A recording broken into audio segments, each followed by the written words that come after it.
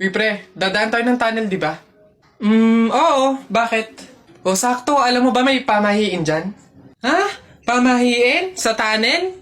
Ano yun? Ang sabi kasi nila, kapag daw dadaan ka ng tunnel, huwag ka daw hihinga hanggat hindi ka nakakalagpas sa dulo. After mo daw makalagpas, ayun na, make a wish, tapos ayun, matutupad daw. Try natin. Ha? Baliw ka pre, hindi pwede. Ang haba ng tunnel na yan, oh. Pang mga maiikling tunnel lang ata yung mga sinasabi mo. Mamatay pa tayo dyan. Pre, huwag kang KJ, ayan na, oh. Sayang yung pagkakataon. Go na, minsan lang to. Oh, ayun na pre, ayun na. 1, 2, hati ka lang! 3, go!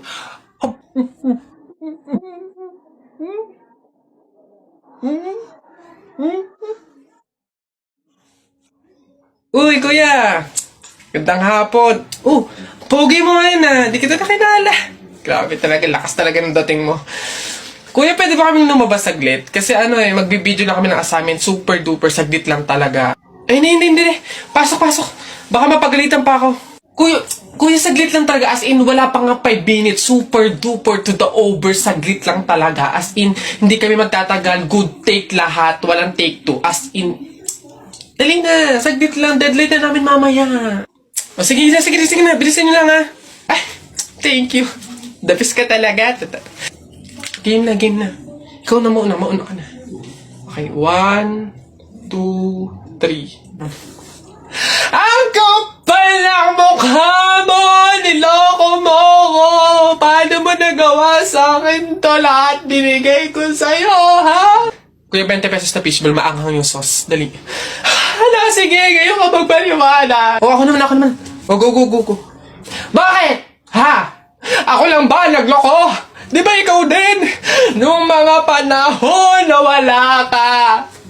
Wala kang malapitan dahil nandun ka sa mga ex mo, di ba? Kung scramble yung tiktin tapos damihan mo ng alamang. Ano, sige, ngayon mo isumbat sa akin lahat. Okay na po. Thank you po. Hoy! Pasok! Ito pa. Uy, gagi na kita.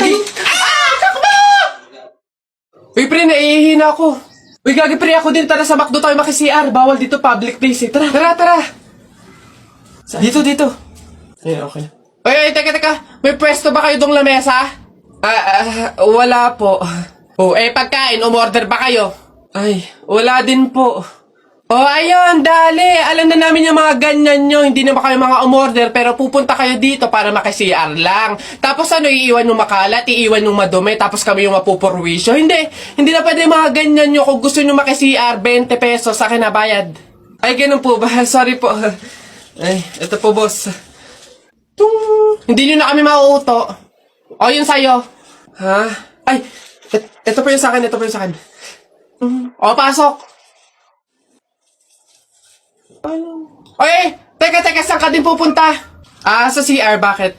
Sus, panigurado nakiki-CR lang din to. Again, hindi na po libre ang CR sa McDo. Kung gusto nyo, magbayad kayo ng 20. Buti nga 20 nga lang. Libre na tissue, libre na sabon, libre na tubig. Swerte nyo nga, 20. Akin na. Sorry, what? I am the manager here and who are you? Bago ka lang dito? Ay, sir, sorry, hindi ko po kasi alam. Patay. You're fired.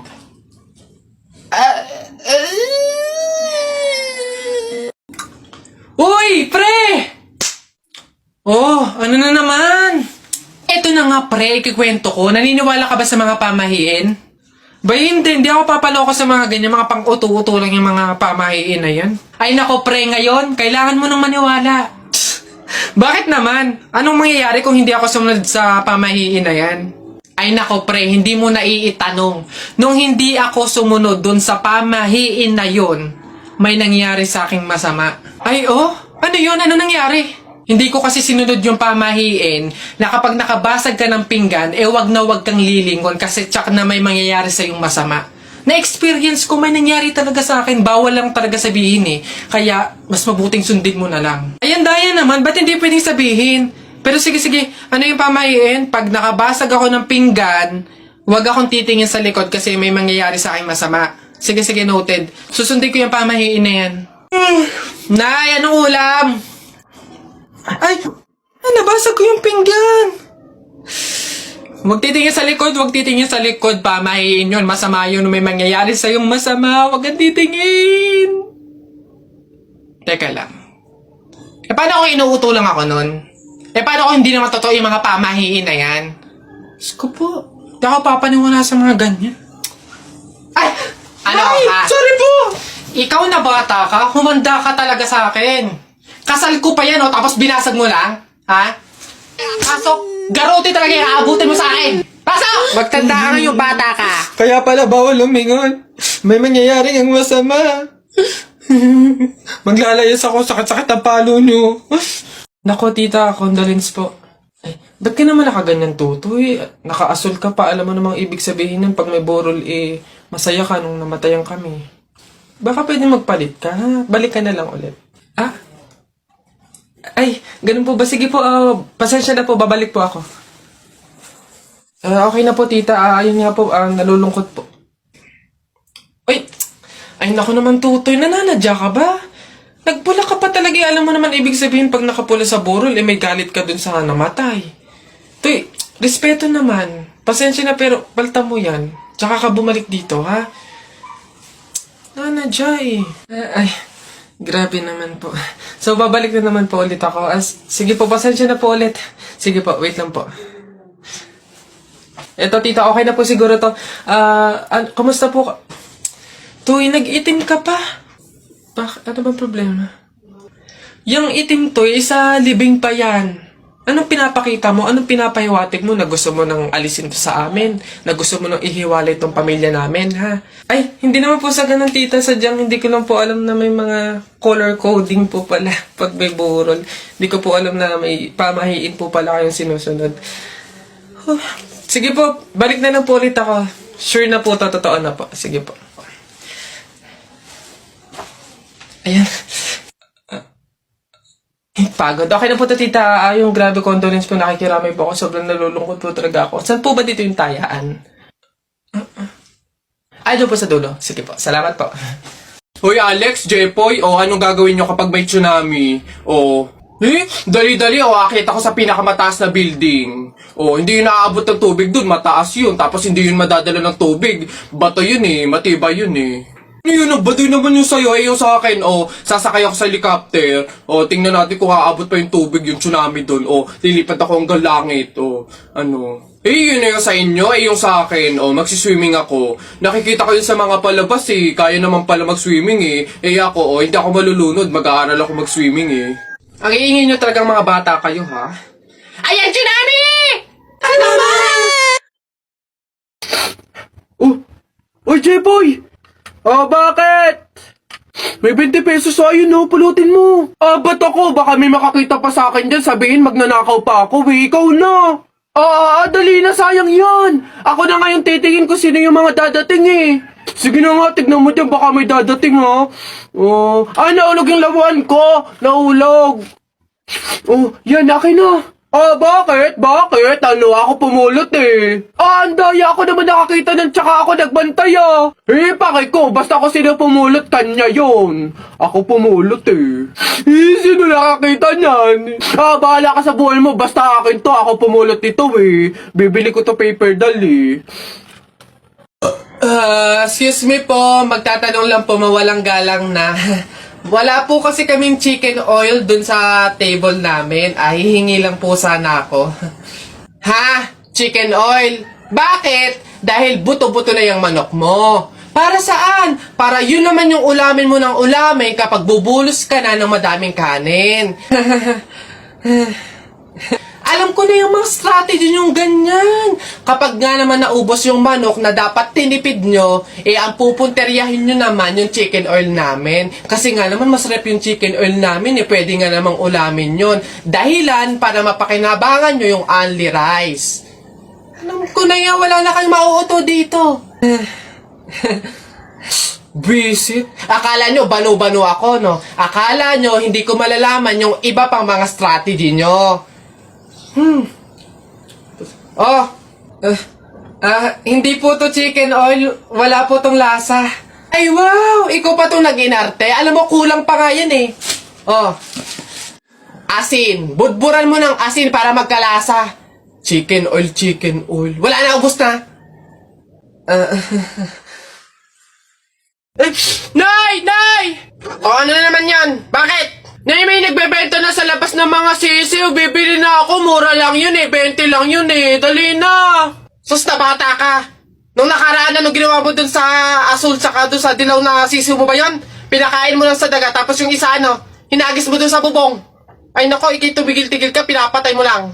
Ah, dati lang naman yun, Nay. Tsaka sisiw naman yun ng mga manok. Eh ngayon, itik na yung bibiling ko. Promise, aalagaan ko na talaga. Nako, ikaw na bata ka. Pag ito sinayang mo ulit, sinasabi ko sa'yo, huli mo na to, ha? Oh! Yun! Sa'yo na, matatalo ka na! Yay! Nakalaban! Anak! Ay, Nay, bakit?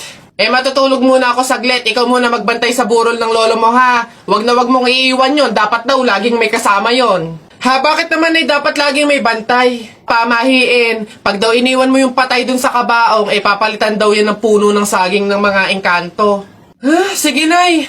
Naantok na ako, eh. O siya, sige na. Lolo, inaantok na talaga ako. Pasensya na. Matutulog muna ako saglit. 5 minutes lang, ha? Di naman siguro totoo yung mga pamahiin na yan. Kanto. Sige. Oh, bakit walang bantay dito sa burol? Ang lolo! Lo! Ah, lolo! Sinasabi ko na nga ba? Ay, oh, Nay, bakit anyari? Wala na yung lolo mo. Ha? Wala na sa kabaong si lolo? Oh? Sabi ko naman kasi sa'yo, bantayan mo eh. Kukunin nyo ng mga engkanto at papalitan ng puno ng saging. Kasalanan na ng mga engkantong yan. Babanatan ko yung mga yan. Puno na lang ng saging na natira, lola. Oh, di mabuti, Nay. Ha? Bakit? Di iwas gastusin. Makakatipid. Wala na tayong ipapalibing. Nay, pasalamat nga tayo sa mga engkantong yan. Sila na bahala dun kay lolo eh. O sige na, papakancel ko na yung lupang lilibingan ni lolo. Hello? Cancel na po yung lupa. Hindi na po kami magkapalibing. Okay. Salamat. Tipid ng 50K. Lala.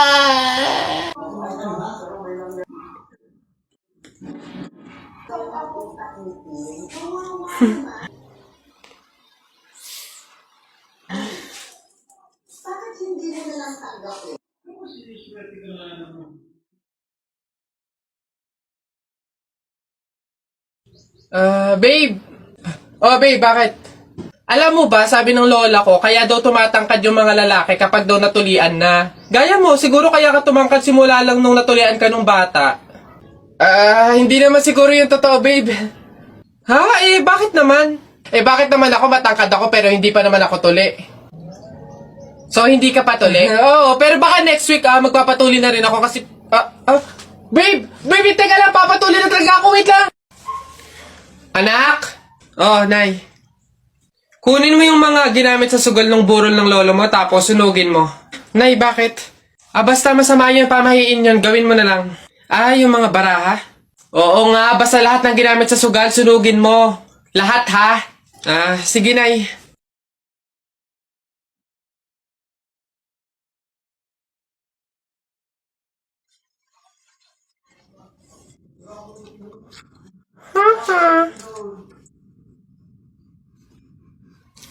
Nasaan yung mga pera dito? Yung mga pinanalo pong pera dun sa sugal ng burol.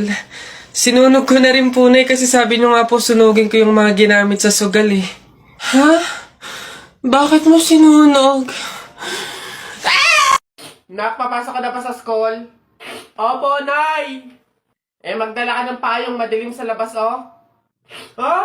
Kala ko ba madilim sa labas? Bakit payong? Dapat flashlight. Bonak eh. Bonak? Anak, bonak?